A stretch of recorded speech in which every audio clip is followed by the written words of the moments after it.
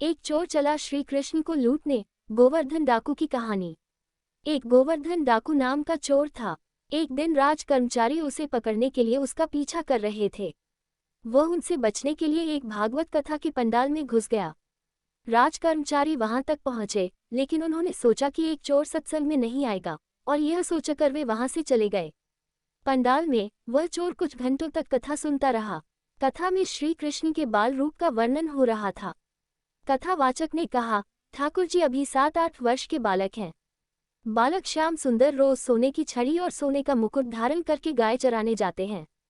चोर तो था ही, और सोने की बात सुनकर उसके कान खड़े हो गए।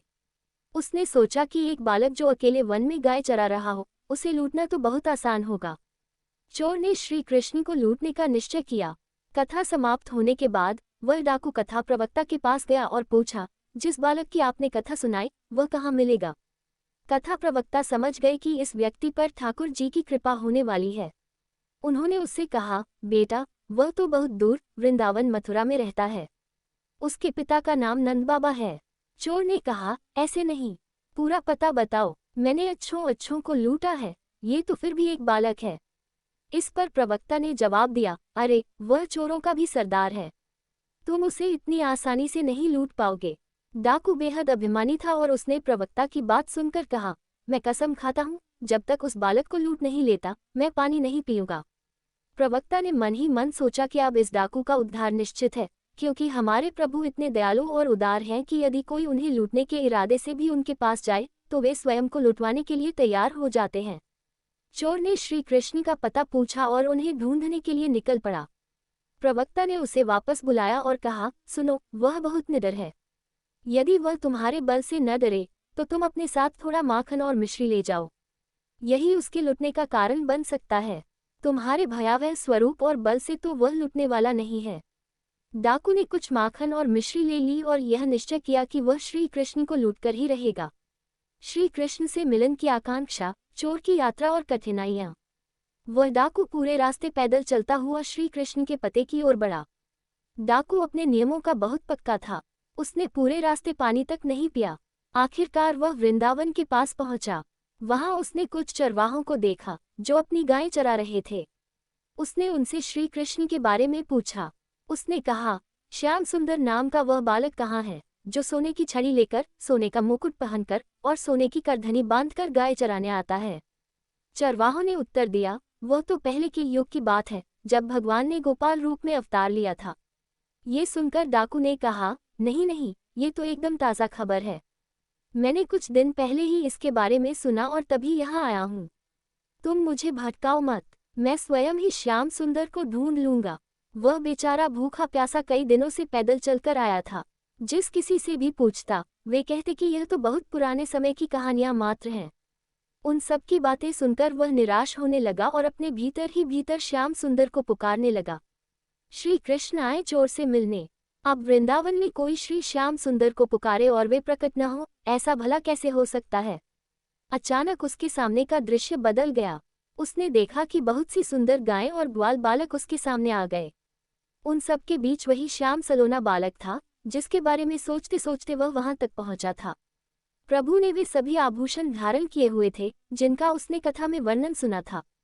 प्रभु ने देखा कि एक अलबेला भक्त उनकी ओर आ रहा है, तो उन्होंने सभी सखाओं को कहीं और जाने के लिए कह दिया। जब वह डाकू नजदीक पहुंचा तो उसने प्रभु से कहा, अपने सारे आभूषण उतारकर मुझे दे दो। ठाकुर जी मुस्कुराकर बोले, ये आभूषण मेरे हैं, मैं तुम्हें क्यों दूं। डाकू ने गर्व से कहा, मेरा नाम सुनते ही अच्छे लोग कांपने लगते हैं। जानता है तू मैं कौन हूँ। प्रभु ने भोलेपन से उत्तर दिया, मैं नहीं जानता तुझे। तेरा नाम क्या है। डाकू ने गर्व से कहा, मेरा नाम गोवर्धन डाकू है। प्रभु मुस्कुराए और बोले, तेरा तो बस नाम गोवर्धन है, पर मैं तो गोवर्धनधारी हूँ। ये सुनकर डाकू को वह कथावाचक की बात याद आ गई कि यह बालक डरने वाला नहीं है। श्री कृष्ण की कृपा और डाकू का हृदय परिवर्तन। डाकू ने बहुत प्रयास किया, लेकिन प्रभु पर कोई प्रभाव नहीं पड़ा। अंततः उसने हार मानकर कहा, सुनो, मैं तुम्हारे लिए माखन मिश्री लाया हूँ। ये सुनकर ठाकुर जी प्रसन्न हो गए। उन्होंने सोचा, दुष्ट होने के बावजूद इसने भगवत कथा पर इतना विश्वास किया और मुझे ढूंढते हुए यहाँ तक आ गया। ठाकुर जी ने माखन चखा और मुस्कुराते हुए कहा, तू भी इतने दिन से भूखा है, ये बचा हुआ माखन खा ले। इसके बाद प्रभु ने कहा, ये सब आभूषण ले जा, मेरी मैया के पास बहुत आभूषण है, वो मुझे नए आभूषण पहना देंगी। जब उसने प्रभु का दिया हुआ प्रसाद खाया तो उसके सारे विकार नष्ट हो गए, उसके भीतर की दुष्टता समाप्त हो गई और वह प्रभु की कृपा से बदल गया। उसकी आंखों से आंसू बहने लगे, वह प्रभु के चरणों में गिरकर रोने लगा। ठाकुर जी ने फिर कहा, ले जा ये सारे आभूषण, लेकिन उसने हाथ जोड़कर कहा, प्रभु मैं आपको छोड़कर यह आभूषण कैसे ले सकता हूँ। ठीक उसी क्षण उसकी मृत्यु हो गई और वह प्रभु का नित्य सखा बनकर उनकी सेवा में पहुंच गया। निष्कर्ष, उस चोर ने सिर्फ एक संत की बात सुनी कि एक कन्हैया नाम का बालक है जो गाय चरा रहा है, और वह उसे ढूंढने चल पड़ा। उसने प्रण लिया कि जब तक भगवान नहीं मिलेंगे वह पानी तक नहीं पिएगा। और दूसरी तरफ हम हैं, हमारा जीवन धीरे धीरे व्यतीत हो रहा है, लेकिन हम अपने समय और ऊर्जा को भोग विलास में व्यर्थ कर रहे हैं। जब हम केवल प्रभु को पाने की सच्ची इच्छा रखेंगे तब भगवान हमें तुरंत मिल जाएंगे। हम लोग ज्ञान सुनते बहुत हैं, समझदार बहुत हैं, हमें पता है कि क्या नहीं करना चाहिए, लेकिन भजन ना होने के कारण हम उसको अपने जीवन में उतार नहीं पाते। नाम जप शुरू करो, अभी बात बन जाएगी। आज एक निश्चय करो कि मुझे इस मार्ग में चलना है, पाप नहीं करने, किसी को दुख नहीं देना, किसी का अहित नहीं करना, तो आपका मंगल शुरू हो जाएगा।